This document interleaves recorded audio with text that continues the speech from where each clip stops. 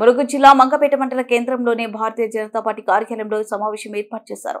ఈ సమావేశాన్ని ఉద్దేశించి మండల అధ్యక్షులు రావుల జానకిరావు ముఖ్య అతిథిగా హాజరై మాట్లాడుతూ స్థానిక ఎలక్షన్లు సమీపిస్తున్న సందర్భంగా మండల కేంద్రంలో ప్రతి గ్రామ పంచాయతీలలో బీజేపీ అభ్యర్థులను ఎలక్షన్లో నిలబెట్టి ముందస్తుగా కార్యాచరణ గురించి వివరిస్తూ బీజేపీ పథకాలను బడుగు బలహీన వర్గాల అందరికీ కేంద్ర ప్రభుత్వం చేపట్టే ప్రతి పథకం గురించి గడప గడపకు వివరిస్తూ ముందు సాగాలన్నారు.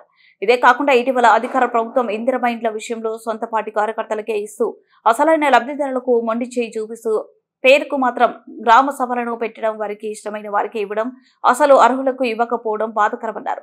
ఇలా కాకుండా అన్ని సామాజిక వర్గాల అందరికీ ఇచ్చే విధంగా చూడాలన్నారు. ఈ కార్యక్రమంలో మాజీ మండల అధ్యక్షులు ఎర్రం వీరన్ కుమార్, జిల్లా కౌన్సిలింగ్ మెంబర్ చెల్లా రామ్కి, జిల్లా నాయకులు ప్రశాంత్, మండల ప్రధాన కార్యదర్శులు బొల్లికొండ సాంభయ్య, నెడిదవోలు శ్రీనివాసులు, ఈడ్ల మధు, కార్యదర్శి గొండరపు రోహిత్ కుమార్, బూర సుధాకర్, కాసర్ల మల్లారెడ్డి, రామ్ టెంకి సంభయ్య, కార్యదర్శులు బట్ట సతీష్ తిరుపతి, తడికల నాగసమయ్య తదితరులు పాల్గొన్నారు.